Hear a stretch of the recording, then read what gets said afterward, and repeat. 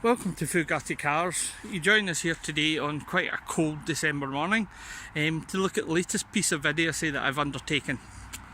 No, it's not that Audi that I brought down from Inverness. In fact, it's this. The Mercedes of Doom. Or, as it technically is, an s124 300 diesel. It's on a 1992 J plate with an Om603 normally aspirated diesel, 12 valves, no turbo, 6 cylinders and plenty of grunt. I had to change the battery on it this morning because this one was expired. So new battery is in and we're ready to see how she starts. So let's go and see. As you can tell, probably just by looking at it as we walk round, it's not in the first flush of youth. In fact, some would go as far as to say it's potentially reasonably high mileage. And indeed they would be correct. Not a bad innings if you ask me. Anyway, let's see how we get on. So, one thing to note. The vendor of this vehicle, what sold it to me, was a fan of running it on veg oil. So I'm expecting it to be a bit grumpy in terms of starting this morning because it's cold. Let's see how we get on. I'll give it 2 heats on the glow plug. So glow plug light is on and off. On. And off. Let's go. Oh, dancer. We have actual ignition of a compression nature. Sounds a wee bit grumpy to rev. I think it's plenty cold. So we'll not push it too hard. Let's have a quick look around it then. Okay. Da, da, da, da. Driver's seat showing absolutely nowhere at all, and don't even know what that is, but I reckon I'll have to clean the interior on this with a rug doctor. Stop sniggering at the back. Okay, let's have a look.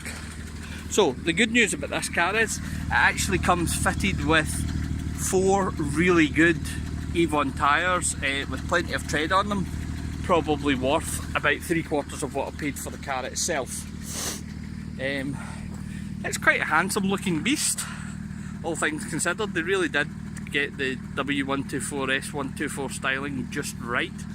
It's kind of like a stately home on wheels. We have very subtle hints as to regards the fueling of this motor vehicle. A handily placed tow bar, which I don't think we'll use due to the fact that I don't have a towing licence. Anyway. So there you go, I'll let you see the good side of the car first. Not too bad, wee bit of rust action going on up here, much like the old at Oxford. Pretty trims. Very little in the way of rust around this arch, which is quite nice. Not so much with the rest of them. Now, luckily, that's not actually too bad. We can either cut that out and plate it, or we can not do much with it. It doesn't really affect the car's capabilities in terms of driving or running. You'll note that I've got a nice clear indicator lens on this side with an amber bulb. And on this side, we have a ginger caper. And tape applied, because obviously there must have been a hole there. This front wing is obviously the worst. Although the back is not too far behind it.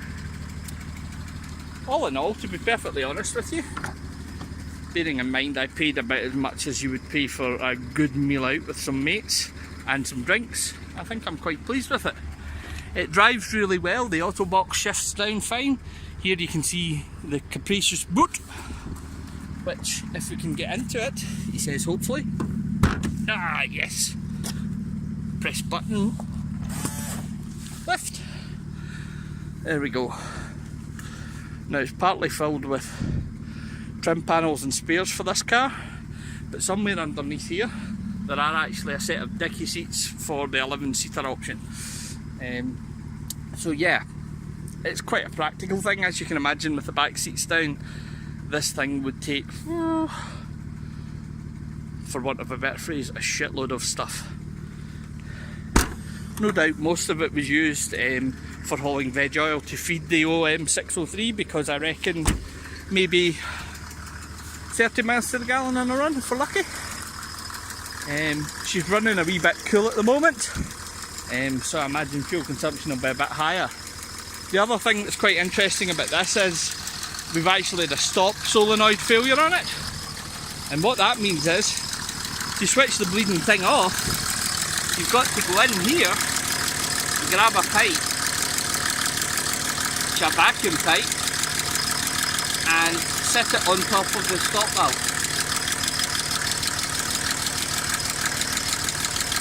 Quite fiddly to do sometimes.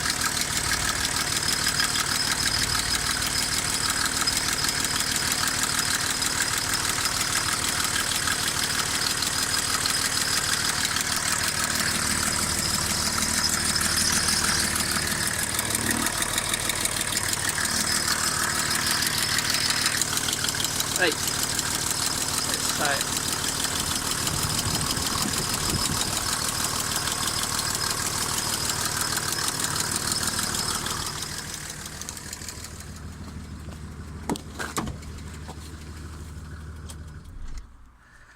There we go. So, yeah, few things to deal with in this, but hey, it costs peanuts, and you know, there are worse ways to travel in the world. Anyway, I better get back on with the rest of the working day, because that's me used up the lunch hour. Cheers, bye.